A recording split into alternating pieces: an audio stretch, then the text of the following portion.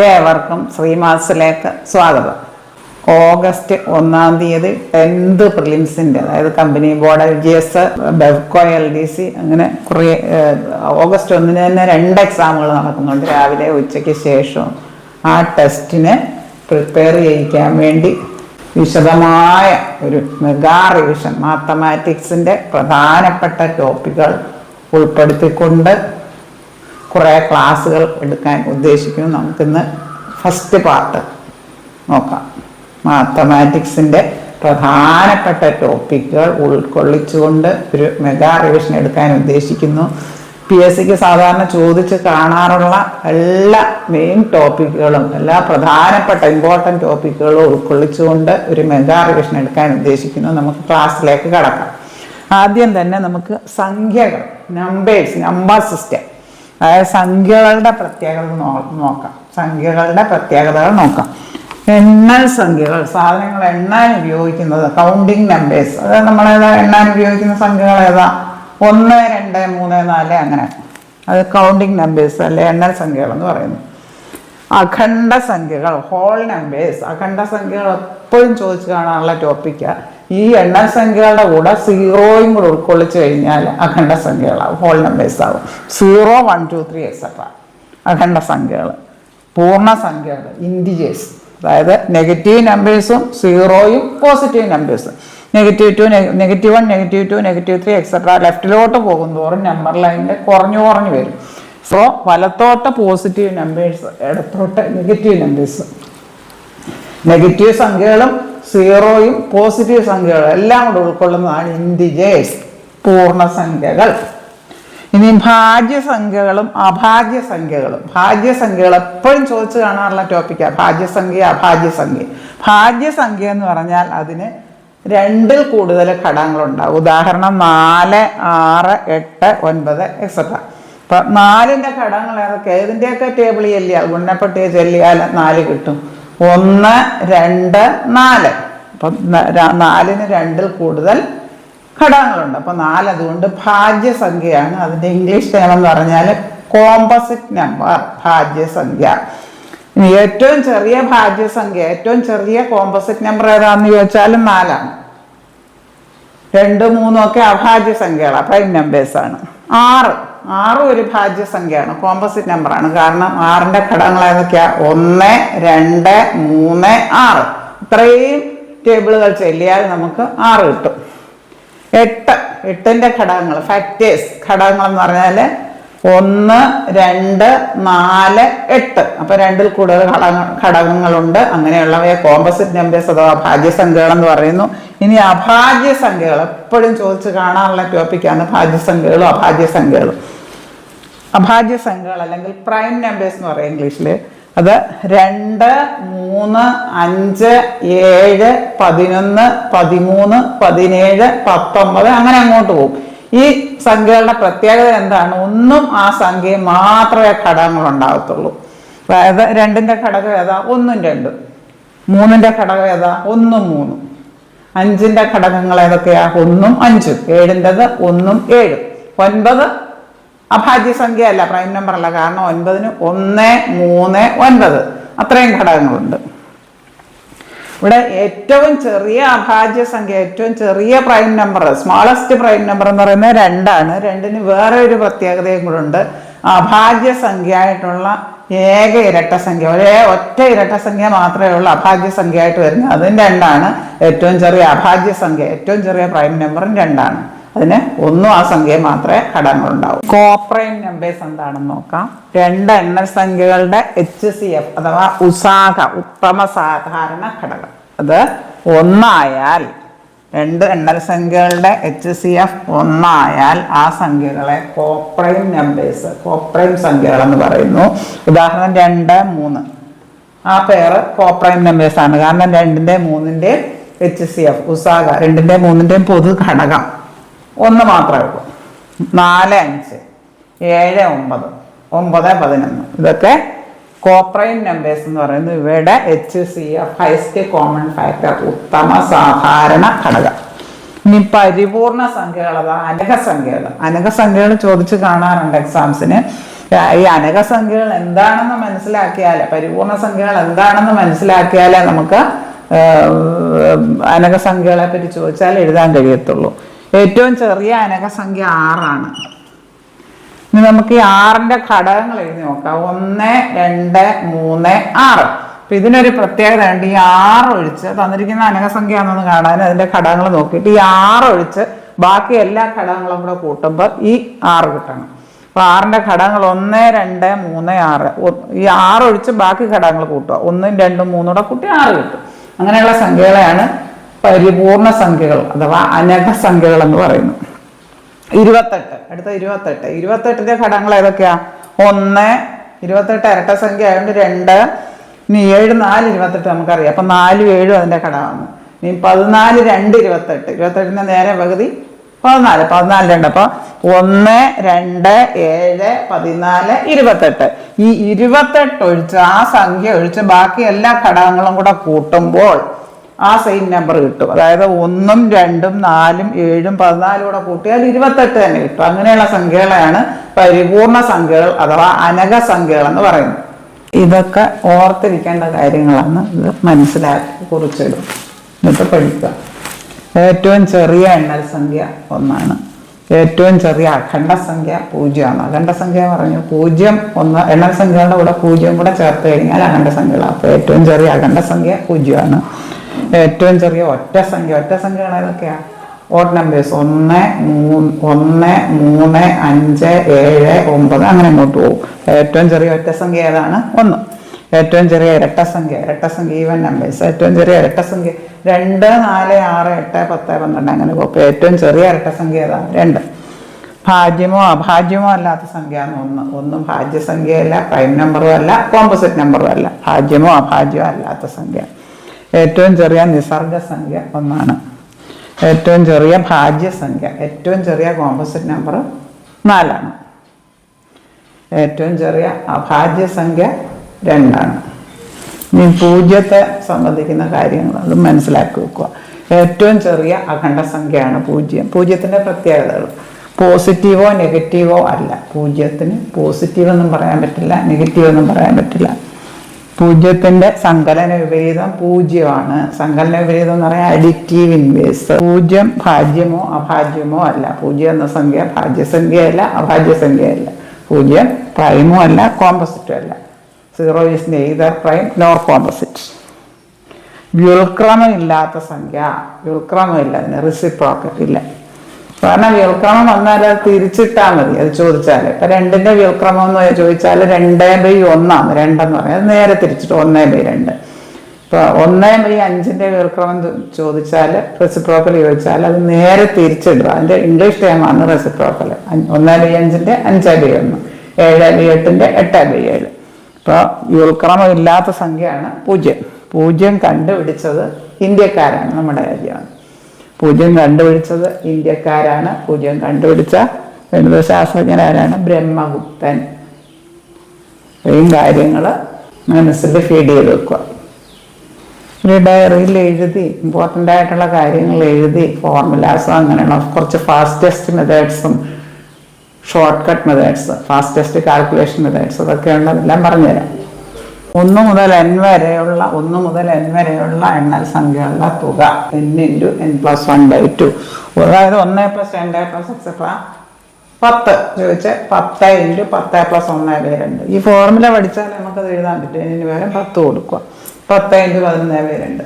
ആദ്യത്തെ 25 എണ്ണൽ സംഖ്യകളുടെ തുക ചോദിച്ചാൽ 25 × 26/2. അത് ചെയ്യണമെങ്കിൽ ഈ ഫോർമുല ബൈഹാർട്ട് ആക്കണം. n × n+. ആദ്യത്തെ 100 എണ്ണൽ സംഖ്യകളുടെ തുക ചോദിച്ചാൽ 100 × 101/2. 100 × 100 + 1/2. ഈ ഫോർമുല പഠിക്കണം. n × n+1/2. 1 മുതൽ n വരെയുള്ള എണ്ണൽ സംഖ്യകളുടെ വർഗങ്ങളുടെ തുക, അതായത് 1² + 2² + 3² എക്സെട്ര +n². ഇതിന് പകരം ചിലപ്പോൾ 1² + 2² എക്സെട്ര +9² എന്നാ വന്നെങ്കിൽ എന്നിന് പകരം 9 കൊടുത്താൽ മതി. 9 × 9 + 1 × 2 × 9 + 1 എന്നിന്റെ സ്ഥാനത്ത് 9 കൊടുത്താൽ മതി. ഇവിടെ എത്രയാണോ n വന്നേക്കുന്നത് അതിനനുസരിച്ച് ചെയ്താൽ മതി. അതായത് 1 മുതൽ n വരെയുള്ള എണ്ണൽ സംഖ്യകളുടെ വർഗങ്ങളുടെ തുക 1² + 2² + 3² etcetera n². n × n+1 × 2n+1/6. ആ ഫോർമുല ഓർത്തിരിക്കുക. 1 മുതൽ n വരെയുള്ള എണ്ണസംഖ്യകളുടെ ഘനങ്ങളുടെ തുക, ഘനങ്ങൾ അല്ലെങ്കിൽ ക്യൂബുകൾ, അതായത് 1 cube plus 2 cube plus 3 cube plus etcetera plus n cube, അതായത് n × n+1/2 the whole square. ആദ്യത്തെ n അഖണ്ഡ സംഖ്യകളുടെ തുക ഇപ്പോഴും ചോദിച്ച് കാണാറുള്ള ടോപ്പിക്കാണ്. n × n-1/2. ആദ്യത്തെ 50 അഖണ്ഡ സംഖ്യകളുടെ തുക ചോദിച്ചെങ്കിൽ 50 × 50 - 1, 50 × 1 കുറയ്ക്കുക, 50 × 49/2. അപ്പൊ ഇത് ചെയ്യണമെങ്കിൽ നമ്മൾ ഈ ഫോർമുല പഠിച്ചിരിക്കണം. ആദ്യത്തെ 10 അഖണ്ഡ സംഖ്യകളുടെ ഗുണനഫലം ചോദിച്ചാൽ ആദ്യത്തെ 25 അഖണ്ഡ സംഖ്യകളുടെ ഗുണനഫലം സാധാരണ ചോദിച്ച് കാണാറുള്ള, തെറ്റിക്കാൻ വേണ്ടിയാണ് അവരങ്ങനെ ചോദിക്കുന്നത്. 0 ആദ്യം 0, 1, 2, 3 എന്നാണല്ലോ അഖണ്ഡ സംഖ്യകൾ തുടങ്ങുന്നത്. അപ്പൊ ഗുണനഫലം ചോദിച്ചാൽ ആദ്യത്തെ അത് ഉൾപ്പെടുത്തിയാ ചോദിച്ചെങ്കിൽ 0 ആണ്. ആദ്യത്തെ 100 അഖണ്ഡ സംഖ്യകളുടെ ഗുണനഫലം PSC ചോദിച്ച ചോദ്യമാണ് 0. ഗുണനഫലം വരുമ്പോൾ 0 തുടങ്ങുന്നതുകൊണ്ട് ഇത് 0 ആയി പോകും ഉത്തരം. ആദ്യത്തെ 25 അഖണ്ഡ സംഖ്യകളുടെ ഗുണനഫലം 0. അത് ഓർത്തിരിക്കുക. ഇവിടെ സ്ഥാനം, സ്ഥാനവില, മുഖവില. സ്ഥാനം, സ്ഥാനവില, മുഖവില. നമുക്കൊരു ഉദാഹരണം എടുക്കാം. ഇത് ചെറിയ ക്ലാസ്സുകളിൽ പഠിക്കുന്നതാണ്. ഇവിടെ 8 ഒറ്റ, 6 10, 5 100, 1000, 2 10,000. അതാണ് സ്ഥാനം. ഒറ്റയുടെ സ്ഥാനത്ത് 8, 10ന്റെ സ്ഥാനത്ത് 6, 100ന്റെ സ്ഥാനത്ത് 5. അപ്പൊ സ്ഥാനം എന്ന് പറയുന്നത് ഒറ്റ, 10, 100 അങ്ങനെ പറയുന്നത്. സ്ഥാനവില എന്ന് പറഞ്ഞാൽ ആ സംഖ്യയും സ്ഥാനവും കൂടെ ഗുണിക്കണം. അതായത് 8 ഒറ്റ എന്ന് പറയുമ്പോൾ 8 × 1, ഒറ്റയുടെ സ്ഥാനത്ത് 8. മുഖവില എന്ന് പറഞ്ഞാൽ ആ സെയിം സംഖ്യ തന്നെ ആയിരിക്കും. ഇനി 6ന്റെ സ്ഥാനം 8 ഒറ്റ, 6 10. 6ന്റെ സ്ഥാനം 10 ആണ്. 6 10, അതായത് 6 × 10. ആ സംഖ്യയും സ്ഥാനവും കൂടെ ഗുണിക്കുന്നതായിരിക്കും സ്ഥാനവില. മുഖവില എന്ന് പറഞ്ഞാൽ ആ സെയിം സംഖ്യ ആയിരിക്കും 6. 5ന്റെ സ്ഥാനം ഒറ്റ, 10, 100. 5ന്റെ സ്ഥാനം 8 ഒറ്റ, 6 10, 5 100. 5ന്റെ സ്ഥാനം 100. അപ്പൊ സ്ഥാനവില എന്ന് പറഞ്ഞാൽ 5 100. 5 × 100. ആ സംഖ്യയും സ്ഥാനവും കൂടെ ഗുണിക്കണം 500. മുഖവില എന്ന് പറഞ്ഞാൽ സെയിം സംഖ്യ ആയിരിക്കും. 1ന്റെ സ്ഥാനം 1000. 8 ഒറ്റ, 6 10, 5 100, 1 1000. 1000 ആണ് എന്റെ സ്ഥാനം. അപ്പൊ സ്ഥാനവില വെച്ചാൽ 1 1000 കൊണ്ട് ഗുണിക്കുക, 1000 കിട്ടും. മുഖവില എന്ന് പറഞ്ഞാൽ 1 തന്നെ. ഇനി 2. 8 ഒറ്റ, 6 10, 5 100, 1000, 2 10,000. 2ന്റെ സ്ഥാനം 10,000. 2ന്റെ സ്ഥാനം 10,000 ആണ്. അപ്പൊ സ്ഥാനവില കാണാൻ ആ സംഖ്യയും സ്ഥാനവും കൂടെ ഗുണിക്കുക. 2ഉം 10,000 കൂടെ ഗുണിക്കുക, 20,000. 2ന്റെ മുഖവില 2 തന്നെയാണ്. മുഖവില എപ്പോഴും സെയിം സംഖ്യ തന്നെയാണ്. ഇവിടെ ദശാംശ സംഖ്യയുടെ സ്ഥാനവും സ്ഥാനവിലയും നമുക്കൊന്ന് നോക്കാം. ഇവിടെ പോയിന്റ് കഴിഞ്ഞുള്ള സംഖ്യകൾ നോക്കാം ആദ്യം. അല്ലാതുള്ള പൂർണ്ണസംഖ്യകൾ നമുക്കറിയാം. 23ന്റെ 3 ഒറ്റ, 2 10.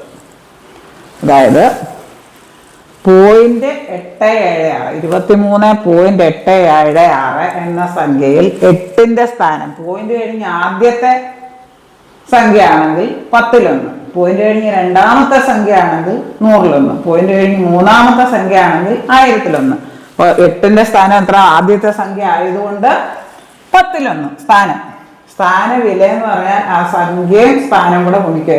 8 10-1, അതായത് 8 × 10-1, അതായത് 8/10. 8 × 1/10, അതായത് പോയിന്റ് കഴിഞ്ഞ് ഒരു സ്ഥാനം. 10 കൊണ്ട് ഹരിക്കുമ്പോൾ പോയിന്റ് കഴിഞ്ഞ് ഒരു സ്ഥാനം. ഇനി 7ന്റെ സ്ഥാനം പോയിന്റ് കഴിഞ്ഞ് രണ്ടാമത്തെ സംഖ്യ ആയതുകൊണ്ട് 100-1ആണ്. 100-1 പോയിന്റ് കഴിഞ്ഞ് അങ്ങോട്ട് വരുമ്പോൾ 10-1, 100-1, 1000-1 അങ്ങനെ വരിക. 7ന്റെ സ്ഥാനം 100-1. അപ്പൊ സ്ഥാനവില ചോദിച്ചാൽ 7ഉം 100-1 കൂടെ ഗുണിക്കുക, 7/100 വരും. അപ്പൊ പോയിന്റ് കഴിഞ്ഞ് 2 സ്ഥാനം വേണം 100 വെച്ച് ഹരിക്കുമ്പോൾ. ഇവിടെ 1 ഉള്ളൂ, അതുകൊണ്ട് നമ്മൾ ഒരു 0 കൂടെ കൊടുത്തു. 0.07 ഒരു സ്ഥാനം ഉള്ളതുകൊണ്ട് ഒരു 0.0 കൂടെ കൊടുത്തു. പോയിന്റ് കഴിഞ്ഞ് 2 സ്ഥാനം വേണം. ഇനി 6ന്റെ സ്ഥാനം പോയിന്റ് കഴിഞ്ഞ് മൂന്നാമത്തെ സംഖ്യയാണ് 6 എന്ന് പറയുന്നത്. 0.876, 23.876. അപ്പൊ മൂന്നാമത്തെ സംഖ്യ ആണെങ്കിൽ 1000-1 വരും. അപ്പൊ 6ന്റെ സ്ഥാനം 1000-1ആണ്. സ്ഥാനവില 6 × 1000-1, 6/1000 വരും. അപ്പൊ 6 ഒരു സംഖ്യയേ ഉള്ളൂ. 1000 കൊണ്ട് ഹരിക്കുമ്പോൾ പോയിന്റ് കഴിഞ്ഞ് 3 സ്ഥാനം വേണം. സംഖ്യ ഉള്ളതുകൊണ്ട് 2 0 ഇട്ട് കൊടുത്തു. 0.006. ഇനി ഇവിടെ ഹോൾ നമ്പർ പൂർണ്ണസംഖ്യ 23 ആണ്. അത് സാധാരണ പോലെ തന്നെ. 23-ല് 3 ഒറ്റ 2 10. സ്ഥാനം 3ന്റെ സ്ഥാനം ഒറ്റ, സ്ഥാനവില 3 ഗുണം 3 ഒറ്റ 3 ഗുണം 1 3. 2ന്റെ സ്ഥാനം 10, 3 ഒറ്റ 2 10. പൂർണ്ണസംഖ്യ സാധാരണ പോലെ എടുത്താൽ മതി. 2 10 ആണ് 2ന്റെ സ്ഥാനം. അപ്പൊ 2 ഗുണം 10 20 സ്ഥാനവില. അത് ഓർക്കുക. പോയിന്റ് കഴിഞ്ഞ് ആദ്യത്തെ സംഖ്യ ആണെങ്കിൽ 10-1, പോയിന്റ് കഴിഞ്ഞ് രണ്ടാമത്തെ സംഖ്യയുടെ സ്ഥാനമാണ് ചോദിച്ചെങ്കിൽ 100-1, സ്ഥാന വിലയാണ് ചോദിച്ചെങ്കിൽ ഇപ്പൊ 7, ഇവിടെ 7 രണ്ടാമത്തെ സംഖ്യയാണ്, രണ്ടാമത്തെ സംഖ്യയുടെ സ്ഥാനം 100-1, സ്ഥാന വിലയാണെങ്കിൽ 7 100-1 ആയതുകൊണ്ട് 7 ഗുണം 100-1, സ്ഥാനവും സ്ഥാനവിലയും കൂടെ ഗുണിച്ചാണ്. ഭിന്നസംഖ്യകൾ 3 വിധമുണ്ട്. സാധാരണ ഭിന്നം, വിഷമ ഭിന്നം, മിശ്ര ഭിന്നം. സാധാരണ ഭിന്നം, വിഷമ ഭിന്നം, മിശ്ര ഭിന്നം. സാധാരണ ഭിന്നം എന്ന് പറഞ്ഞാൽ അംശം കുറവും ഛേദം കൂടുതൽ. 2/7 ഉദാഹരണം 2/7, 3/5, 3 കുറവാണ് 5-നേക്കാൾ. 7/10, 2/5 അങ്ങനെ അങ്ങോട്ട് പോകും. ഇനി വിഷമ ഭിന്നം എന്ന് പറഞ്ഞാൽ അംശം കൂടുതലും ഛേദം കുറവും. 5/2, 5 കൂടുതൽ. 10/3 ഉള്ള സംഖ്യ അംശമൊന്നും താഴെ ഉള്ളതിനെ ഛേദം എന്ന് പറയും. 7/2 മുകളിലുള്ള അംശം കൂടുതലായിരിക്കും ഛേദത്തേക്കാൾ. ഇനി മിശ്രഭിന്നം അല്ലെങ്കിൽ മിക്സഡ് ഫ്രാക്ഷൻ, അംശം കൂടുതലും ഛേദം കുറവും ഉള്ളതിന് ഇംപ്രോപ്പർ ഫ്രാക്ഷൻ അല്ലെങ്കിൽ വിഷമ ഭിന്നം എന്ന് പറയുന്നു. സാധാരണ ഭിന്നം, വിഷമ ഭിന്നം, മിശ്ര ഭിന്നം. സാധാരണ ഭിന്നം ആണെങ്കിൽ അംശം കുറവും ഛേദം കൂടുതൽ. ഇവിടെ ഉദാഹരണങ്ങൾ. ഇവിടെ വിഷമ ഭിന്നം അല്ലെങ്കിൽ ഇംപ്രോപ്പർ ഫ്രാക്ഷൻ ആണെങ്കിൽ അംശം കൂടുതലും ഛേദം കുറവും. ഇനി മിശ്ര ഭിന്നം ആണെങ്കിൽ ഒരു പൂർണ്ണസംഖ്യയും കാണും, ഒരു ഫ്രാക്ഷനും കാണും. മിശ്ര ഭിന്നം, മിക്സഡ് ഫ്രാക്ഷൻ. മിശ്ര ഭിന്നത്തെ വിഷമ ഭിന്നം എങ്ങനെ ആക്കുക? Conversion of mixed fraction into improper fraction. ഇപ്പോൾ ഇവിടെ 5-ഉം 2-ലും ഇങ്ങനെ വന്നാൽ ഇത് രണ്ടും കൂടെ അങ്ങ് മൾട്ടിപ്ലൈ ചെയ്യുക. ഇത് രണ്ടും ക്രോസ് മൾട്ടിപ്ലൈ ചെയ്യുക. 5 ഗുണം 2 താഴെയുള്ളത് പ്ലസ് മുകളിലുണ്ട് 1 പ്ലസ് 1/2. അതായത് 5 ഗുണം 2 എത്ര? 10 പ്ലസ് 1/2 11/2 വരും. അത് വിഷമ ഭിന്നമായി. മിശ്ര ഭിന്നത്തെ വിഷമ ഭിന്നമാക്കുക. എന്നുള്ള ചോദ്യങ്ങൾ വരാം. 7 5/8. അപ്പൊ ഇത് രണ്ടും കൂടെ ഗുണിക്കുക. 7 × 8 പ്ലസ് മുകളിലുണ്ടായിരുന്നു 5 ആദ്യം ഉണ്ടായിരുന്നു 8. 7 8 56. 56 പ്ലസ് 5/8 61/8. അപ്പൊ മിശ്ര ഭിന്നത്തെ വിഷമ ഭിന്നമാക്കി. 4-ഉം 2-ലും അത് നമുക്ക് എങ്ങനെ എടുക്കാം? ഇത് രണ്ടും കൂടെ ഗുണിക്കുക. 4-ഉം താഴെ ഉണ്ടായിരുന്നു 2, 4 × 2 പ്ലസ് മുകളിലുള്ള 1/2. അതായത് 8 പ്ലസ് 1/2 9/2. വിഷമ ഭിന്നമാക്കി. മിശ്ര ഭിന്നത്തെ വിഷമ ഭിന്നമാക്കുക. 3-ഉം 2/5. അതിനെങ്ങനെ ആക്കാം? ഇതിങ്ങനെ ഗുണിക്കുക. 3 ഗുണം താഴെ ഉണ്ടായിരുന്നു 5 പ്ലസ് മുകളിലുള്ള 2/5 സമം 15 പ്ലസ് 2/5 17/5. ഇങ്ങനെയാണ് മിശ്ര ഭിന്നത്തെ വിഷമ ഭിന്നമാക്കുന്നത്. വിഷമ ഭിന്നത്തെ മിശ്ര ഭിന്നമാക്കുന്നത്. ഇപ്പൊ നമ്മൾ നേരത്തെ പഠിച്ചത് മിശ്ര ഭിന്നത്തെ വിഷമ ഭിന്നമാക്കുന്നത്. ഇവിടെ ഇതെന്ത് ചെയ്യണം? ഇതിന് നമുക്ക് 10-നെ 3 കൊണ്ട് ഹരിക്കണം. 3 കൊണ്ട് ഹരിക്കുമ്പോൾ 3 3 9 ശിഷ്ട 1. അപ്പൊ ഇവിടെ ഹരണഫലം എത്ര വന്നു? ഇവിടെ 3 വന്നു. അത് ആദ്യം ഇവിടെ എഴുതുക 3. ശിഷ്ട എത്ര വന്നു? 1. അത് മുകളിൽ എഴുതുക. എത്ര കൊണ്ട് ഹരിച്ചപ്പോൾ? 3 കൊണ്ട്. 3 3 വിഷമ ഭിന്നം മിശ്ര ഭിന്നം. ഈ 25/3 അത് നമുക്ക് നോക്കാം എങ്ങനെയാന്ന്. 25-നെ 3 കൊണ്ട് ഹരിക്കുക. 3 8 24 ശിഷ്ട 1. അപ്പൊ ഇവിടെ ഹരണഫലം ആദ്യം എഴുതുക 8. ശിഷ്ട എത്ര വന്നു? അത് മുകളിൽ എഴുതുക 1. എത്ര കൊണ്ട് ഹരിച്ചപ്പോൾ? 3. അപ്പൊ 8 3 1. ഇപ്പൊ വിഷമ ഭിന്നത്തെ മിശ്ര ഭിന്നമാക്കി. ഇംപ്രോപ്പർ ഫ്രാക്ഷനെ മിക്സഡ് ഫ്രാക്ഷൻ ആക്കി. ഈ 7/2 എങ്ങനെ ചെയ്യുക? 7-നെ 2 വെച്ച് ഹരിക്കുക. 2 3 6 ശിഷ്ട 1. ഇവിടെ ഹരണഫലം എത്ര വന്നു? 3. ശിഷ്ട എത്ര വന്നു? 1. അത് മുകളിൽ എഴുതുക. എത്ര കൊണ്ട് ഹരിച്ചപ്പോൾ? 2 കൊണ്ട്. 3-ഉം 2-ലും. ഇങ്ങനെയാണ് വിഷമ ഭിന്നത്തെ മിശ്ര ഭിന്നമാക്കുന്നത്. അതായത് ഇംപ്രോപ്പർ ഫ്രാക്ഷനെ മിക്സഡ് ഫ്രാക്ഷൻ ആക്കുന്നത്. ഇത്രയും കാര്യങ്ങൾ നന്നായി മനസ്സിലായി എന്ന് ഞാൻ വിശ്വസിക്കട്ടെ. 2400 പരം പ്രീവിയസ് ഇയർ ക്വസ്റ്റ്യൻസിൻ്റെ LGSൻ്റെയും LDCയുടെയും ഡിഗ്രി പ്രിലിംസിൻ്റെയും എല്ലാം ധാരാളം PSC ക്വസ്റ്റ്യൻസിൻ്റെ ലോങ് വീഡിയോസും ഷോർട്ട് വീഡിയോസും അടക്കം 2400 പരം വീഡിയോസ് ശ്രീമാർസിൽ അപ്ലോഡ് ചെയ്തിട്ടുണ്ട്. ഇനിയും തുടർന്നും ഈ വീഡിയോ നിങ്ങൾ സബ്സ്ക്രൈബ് ചെയ്യാതെയാണ് കാണുന്നതെങ്കിൽ സബ്സ്ക്രൈബ് ചെയ്യുക.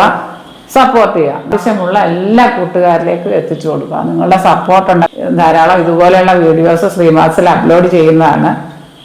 താഴെ കാണുന്ന ബെല്ലൈക്കൺ എനേബിൾ ചെയ്താൽ ഞാൻ ഇടുന്ന വീഡിയോസിൻ്റെ എല്ലാ നോട്ടിഫിക്കേഷൻസും നിങ്ങൾക്ക് ലഭിക്കുന്നതാണ്. Thank you.